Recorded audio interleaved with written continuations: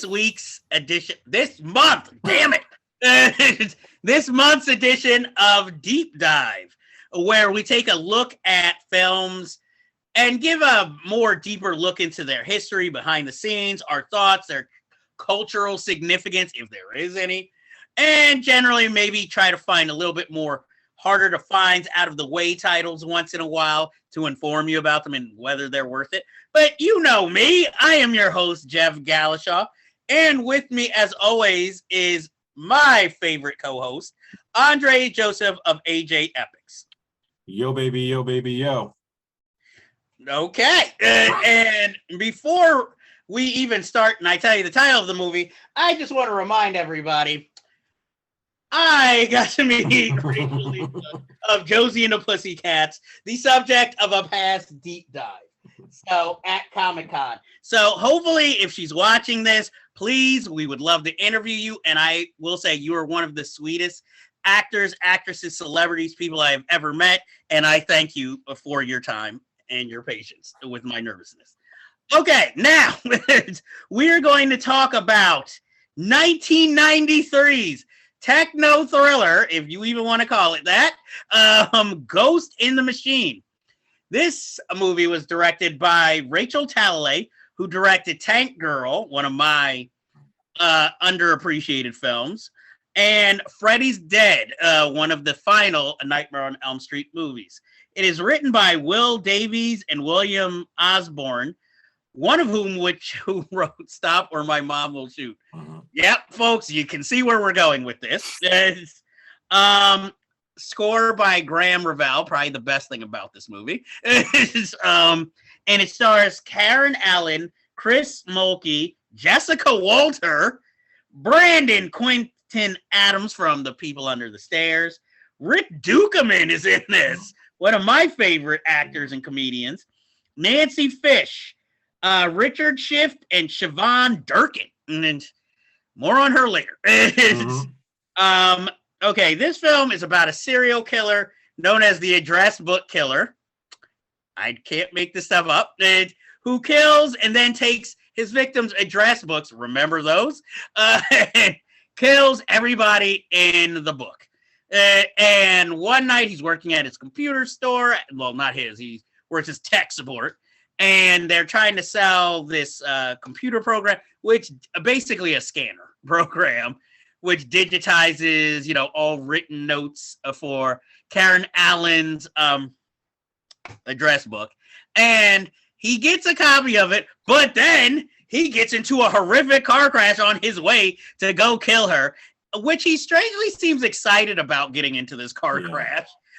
So obviously this film is not subtle in the portrayal of the serial killer. And he dies, and while they're doing, but no, he's not dead yet. They're doing an X-ray of his body, and Richard Schiff, playing the tech, is in charge of it. Oh, thank God he got the West Wing. The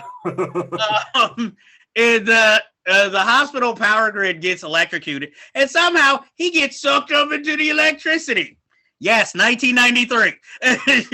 And he becomes the title Ghost in the Machine. Andre, since you picked this movie, I'll let you start off. What made you pick this particular movie, and what is your history with this film? Well, I picked it because it was one of those guilty pleasures in the night. Not that I love it, but it certainly was a movie that stood out in terms of horror films at that time.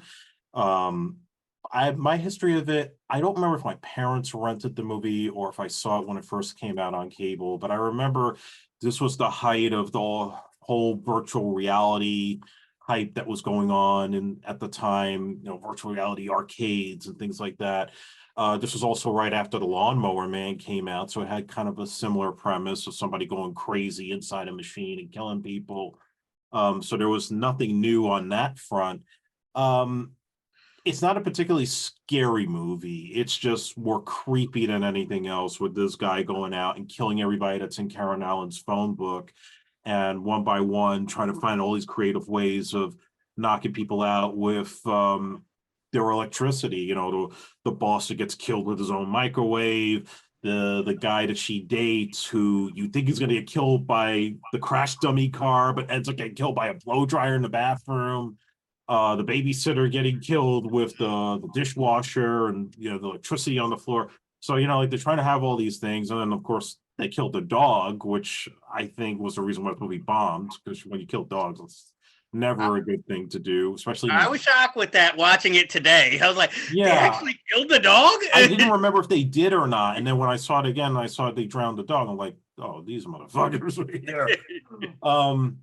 But this movie stands out for a lot of the wrong reasons, because obviously the CG is dated, but you got to remember this was like post Jurassic Park. Not everybody had ILM to work with to do it right.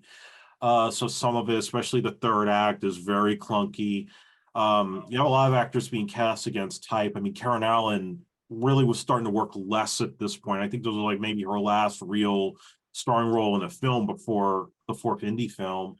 And Chris Mulkey playing the computer hacker that comes to help them, totally out of character for him, because he, First Blood and some other movies where he's just like playing random suit and tie kind of guys. Here he is trying to be like, oh, this he used to be like an ex-hippie or whatever, and now he's trying to help them figure out what's going on. And interestingly enough, him and Karen Allen, Will Harnett, who plays her son, and Brandon Quinton Adams were all in The Sandlot. So it was like Fox bringing them over all in the same movie. And I gotta say, I was a little disappointed with Brandon Quinton Adams, because he was probably one of the cooler parts of this film, especially having done People Under the Stairs. And then his character just disappears. Thankfully, they don't kill him off, but it's just like after they kill the babysitter, you never see him again. And I would have wanted him to be more involved in the story. Now, that said, there's two other reasons why this movie stands out to me that are very much on the cheap side. The babysitter is freaking hot. And that was always that is the one thing I always remember about this movie.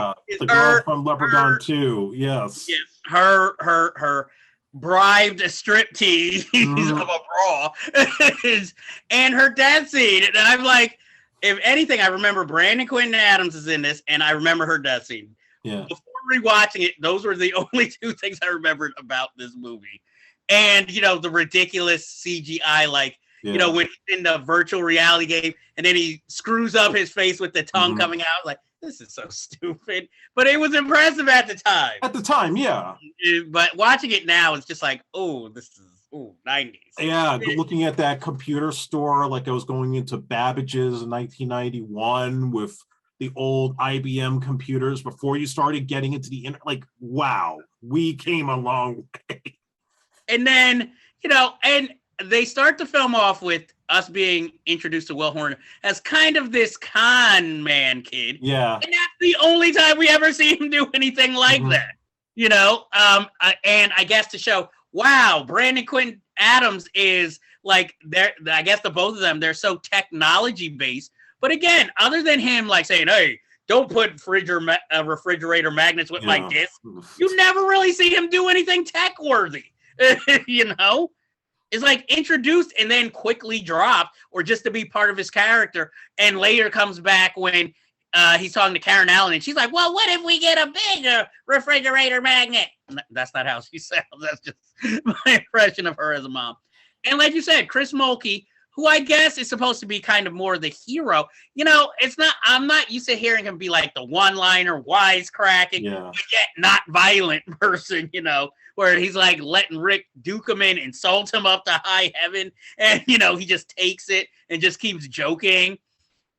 Having said that, I'm surprised they didn't kill off Rick Dukeman's character, how unlikable his character is supposed to be. But Rick Dukeman is just an actor I always enjoy, even no matter how bad the film is. I always enjoy him or his performance. I know all of you guys out there love The Burbs. He's the only thing I really like in that movie, and his character is kind of the jerk. So, I mean, don't get me wrong. I love Bruce Stern as an actor. I love Tom Hanks as an actor. I love Carrie Fisher. Yeah. But the film as a whole, I just never really got into. And Rick Dukeman was the only thing I enjoyed. Shit, he was even good in Class Act in his little bit role. And a little bit part in Die Hard. Oh yes, he forgot. He's in all these films in like small. He was like Taylor Negron, who was always just had that bit role, but you always remember him. So rest in peace to both of those guys. Taylor Negron killed him off in The Last Boy Scout. Oh yeah, because he was like when the car phones his pool. Yeah, he was on the phone, and then he gets shot in the head out of nowhere. Damn you, Taylor Negron! You killed Rick Dukeman in a movie. So as you can see, maybe that's why I like Last Boy Scout so much. It had my favorite comedian actors in it, plus Bruce Willis, one of my faves. And I know you're not a big fan of the movie. No, actually, I like the Last Boy Scouts. I thought you didn't like the Last Boy. Okay, let's stay on the subject. Yeah. We'll do a deep dive on that one day. Exactly. There's a lot to deep into that.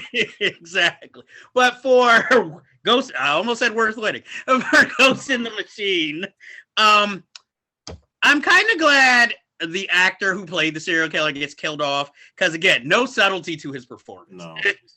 It was just like, you might as well have just called him serial killer. That's his name. The one thing I will give, even though, obviously the CGI is of the past, the practical effects are really good in this movie. They are.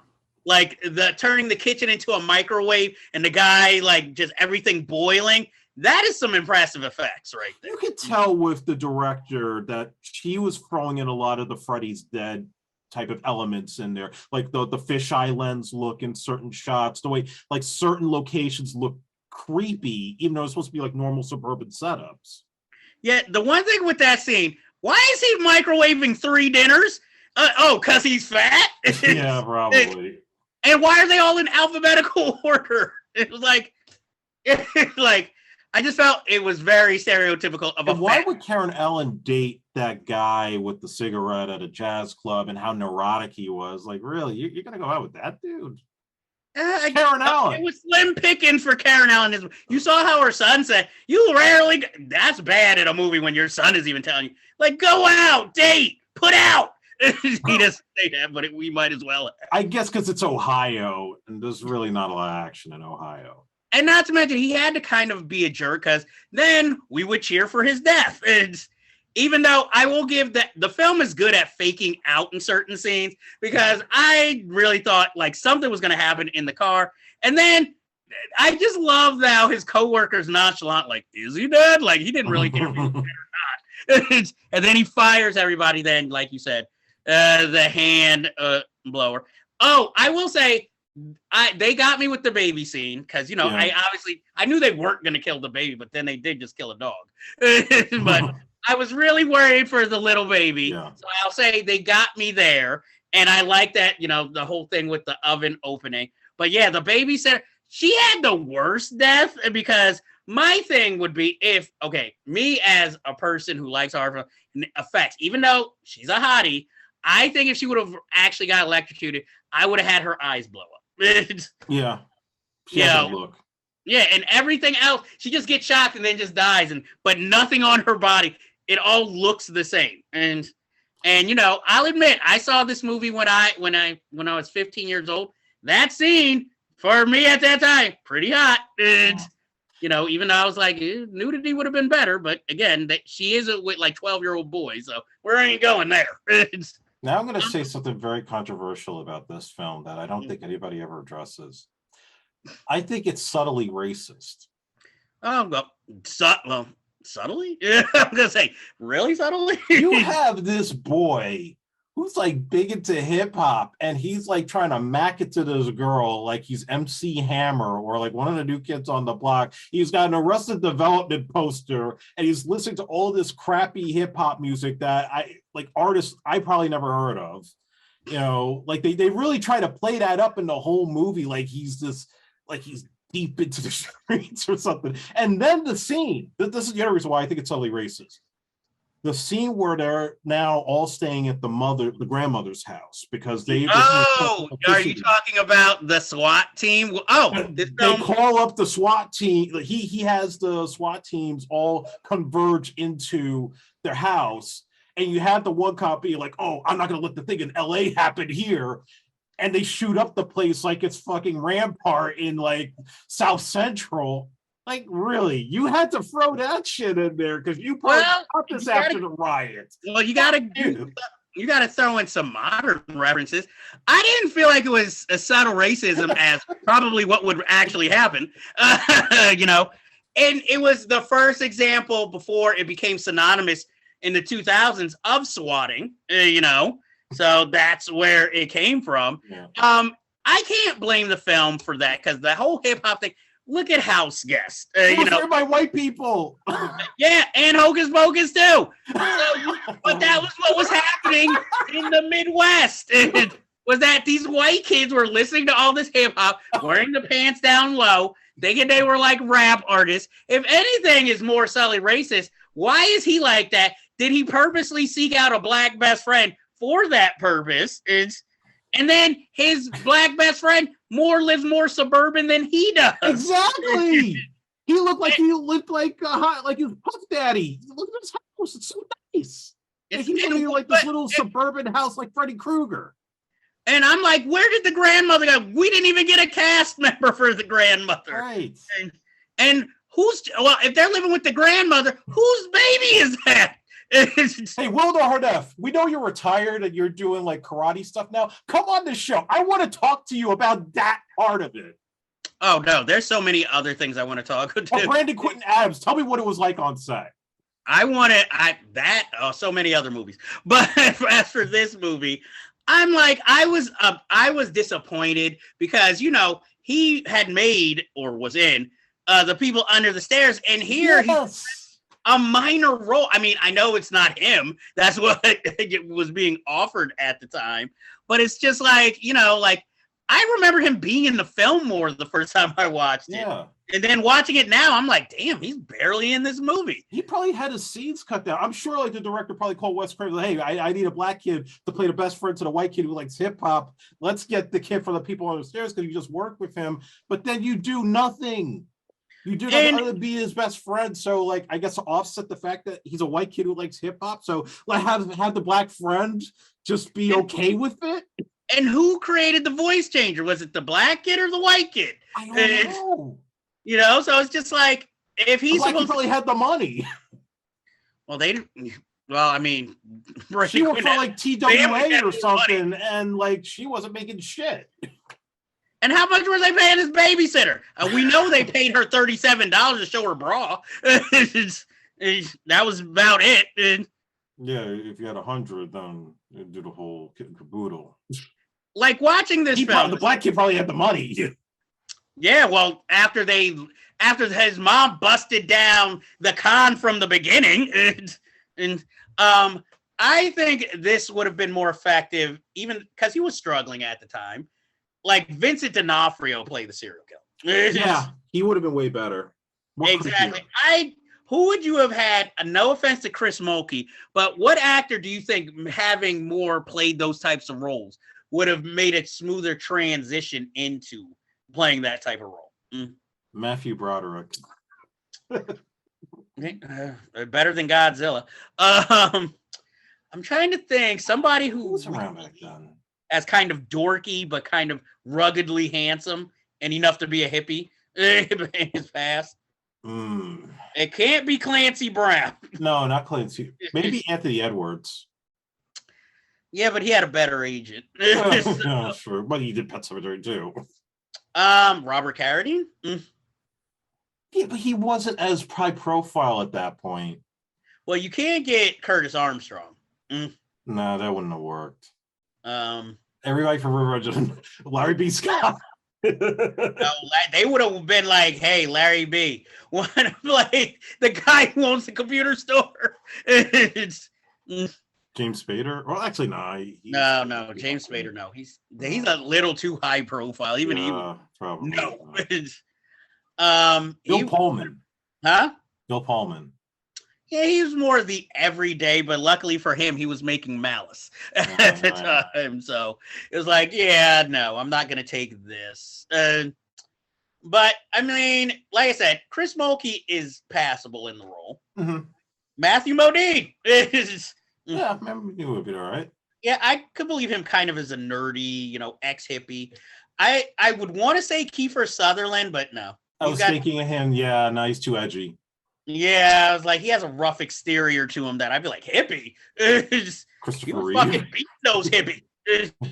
He was probably in ROTC and just itching to go. So I'm like, no, sorry, Kiefer, I can't put you in this role. And Jason Patrick, I was actually just gonna say Jason Patrick.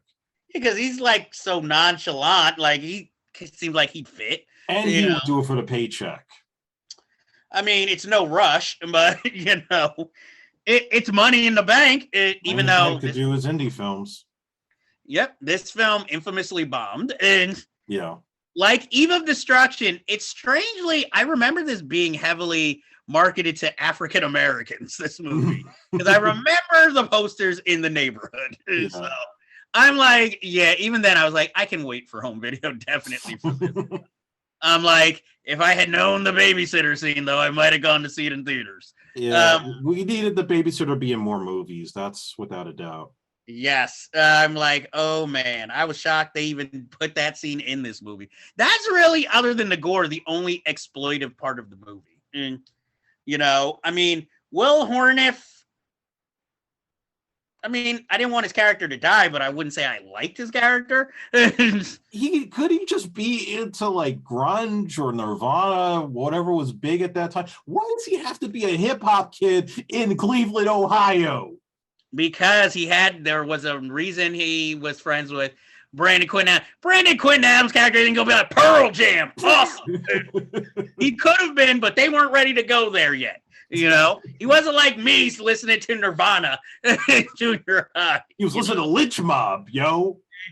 Oh, thank God they didn't get any brand name rap groups for this movie. Public Enemy. For this movie, oh, hell no. Even they were like, I'm not being associated with this shit. Digital Underground. They would have had to come up with a song and a dance. Yeah, the Ghost Machine dance. Which, by the way, we should just note, they did not take the title from the Police song. No. Even though every time I saw that Police song afterward, it made me think of this movie. They should have... What was the other movie we were talking about the other day where they should have... Toy Soldiers. Why not use that in the film? Yeah, Martika. You could have used the Police and the Ghost Machine for like the title or the TV spots. But not when you're trying to market a movie to African Americans with a white kid who has a culture vulture situation. Then why not cast black people in this movie? You're going to market with hip hop music to African American people. This is 1993. Come on. I wouldn't have mind. Well, I would have mind. It would have. It definitely would have explained the swatting. Yeah, right. Because if that actually did happen with a black family, they all be killed off. The movie would be over. Exactly. All they would have needed to see. There's see a black face, and it would have been. There's a black boy walking around the kitchen. Shoot him. It was a good thing he wasn't staying at Brandon's house then. Yeah, right. Brandon would have got killed. No, it's this nice old lady, and she has no bullet marks. She wasn't shot. In the hospital. Are you fucking kidding me? We didn't even know she got shot. It's just they shoot up the house next scene. She's in the hospital. Right. No explanation. She didn't even get grazed. She just had a heart attack from all the shots. And you have a black didn't even look that old to have a heart attack. Well, hey, Jessica Walters was a hottie. Okay, play Misty for me. Yeah, I mean, exactly. I'm like, she didn't really look old until like Arrested Development. Yeah, and right. She looked like after this. Yeah, she looked like an appealing older woman. There's a reason Ron Liebman locked that down. I'm just saying. Huh? Is he even still alive, Ron Liebman, or he just? I don't know. You usually know these things. And yeah, I don't know. But if not, rest in peace. I'm like, and rest in peace to Jessica Walter. And and the guy who played the serial killer's career. Because I don't think he really was in anything after this. He did some Robert Urich TV movie. That's the only other thing I've seen him in. Robert Urich could have maybe been worth winning. I was just Robert Urich for the Chris Mulkey part. It wouldn't have hurt, I just don't see Robert Urich seducing the widow or the divorcees of Ohio. What the hell? Did that kid even have a dad? We never even mentioned the dad. I don't even know what happened to him. Even though the mother always wants the daughter to date, but we don't know what happened to the kid's father. You know, so either way, Ghost in the Machine. I mean, if you're a '90s head and want to see, you know, just how far we've come with computer technology, I would say watch it, but I would not recommend this movie for the right reasons, at least. And Andre, what did you? Well, since you picked this movie, would you recommend it though? I only recommend it as a time capsule of the 90s. I don't recommend it as a good movie. Okay, fair enough. So obviously, folks, take what you will from this. I know we didn't pick the strongest choices this month. If you were to watch this on HBO now and they have the ratings up, this is a movie you would undoubtedly see violence, maybe sexual, whatever. Really? Outdated attitudes, because that's what this movie is, an outdated attitude. I would say this is a fine film as a starter horror film if you have kids who are like maybe 11 or 12. Like kids who like hip-hop. Oh, they'll love that. Or they'll just think that part of it is hilarious, as probably most audiences who watch this movie in general do. But it doesn't have really, it tries to have scares with that dream funeral. Oh, yeah. We didn't even talk about that. That was like the most random moment of the whole thing. It felt so scripted because, A, why would Chris Mulkey even be at this funeral? Right. And why would her son? And we know they're coworkers, but at the office, they don't even seem to be really friends. He jokes with her, but that's about it. And there probably would have been a funeral for the babysitter, I would think. You're just fixated on seeing this babysitter in more scenes. Yes, because she stood out the most. And then well, it also would explain her weird recycling bit in the beginning of the film. Well, just to show her ass. Well, I mean, for us and the kid, but still, it was like, that shows you how far back we're going when recycling was special back then. Like, it was a rarity. Captain Planet was still around. It was like, and recycle and show your ass. She showed her ass in gym shorts. Calm down. It was like she was doing this in a bikini and bending over. It wasn't, this was more like, again, Married with Children style sexiness. Mm-hmm. You know, I'm surprised she didn't get an episode of that show. They should have David Faustino in this movie. That was the point I was going to make. Instead of Will Harneff, who I still would like to interview, get David Faustino. That movie would have made money. Bud Bundy. Okay. I mean, wouldn't have been bad, him or Brian Austin Green. You just want to pick somebody who was an actual white rapper at the time to play that. You know what? Role. It would have made it more credible for me because I know he legit loves hip hop. He has a club, for Christ's sake, in LA, and he's a DJ. And he was friends with Eazy-E. Yeah. And my question, though, he's deep in the streets, yo. Yeah, but my thing, would he have done the soundtrack? Would that have been where we first saw, whoop, here it is? He not only would have done the soundtrack, but him and Brandon Adams probably would have done the house party dance. Why not? I that's all this movie was missing. And then special guest star Brian Austin Green just, add to the trifecta. He could have been some school bully. Like, yo, or he could have been a babysitter's boyfriend. Yo, I hear you trying to mac on my girl, yo. I don't know if I buy Brian Austin Green as a bully, though. Maybe he is during, but I don't know about him. I believe it. I mean, maybe not after people under the stairs. I'll be like, Brand Quinn Adams would totally kick his ass. Yeah. But if I hadn't seen that movie, a knife in him. I would have been like, hey, if we're dealing with Sandlot characters, Brian Austin Green, due to height, it can be the bully. So, any other memorable scenes that you remember other than the idiotic ending? That was, then there was the part where she goes to the guy's apartment and they realize how creepy he was as a kid, but that really didn't add anything. Yeah, that was just there, I guess, to give background on his character. Like, oh, he was always reading, but very quiet. It's like, okay, that really doesn't make him scary. He has dead animals in his jars. Who cares?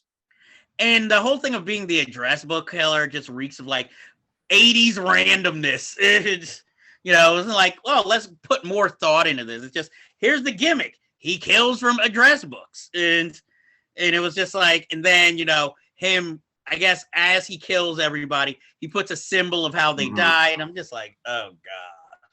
This seems like a movie that, I mean, it fits for the time, but you would think somebody would have thought of it in the 2000s more to show, like, how dangerous and all our lives are on the internet. Well, they did that. It was called The Matrix. Yeah, but see, that's a futuristic, good, stylish movie. This looked like a movie that was made by people in Ohio. Like, it's going to be at least, it seems like it's in Arrested Development. Like, they're getting the trend years after everybody else got it. Like, it saw the Lawnmower Man and said, oh, yeah, we could do it better just without Pierce Brosnan. And it's a shame because Rachel Talalay is a good director. Yes. It's just the material here is just like, Though this would actually go well with Man's Best Friend as a double feature. Yeah, with one of the worst death scenes in film history. Yeah, but at least that film had Lance Henriksen. And the guy from Newhart is... Yeah, and Ali Sheedy, who needed a paycheck. Doesn't she always? Well, she befriended another robot. This one was a killer dog. Who eats people's balls. Not a bad movie. Though it does seem like a thesis of a feminist. It's very traumatic. Yes, and it is a feminist film. Well, I mean... Yeah, Ghost in the Machine is a movie for white people who love hip-hop. They've probably all seen it. They've got the soundtrack if there was one. But that ends Ghost in the Machine, our deep dive of that film. Until next time, we enjoy it in the deep and have a dip. Yeah, deep in the streets of Port Richmond, Staten Island. And we will see you next time.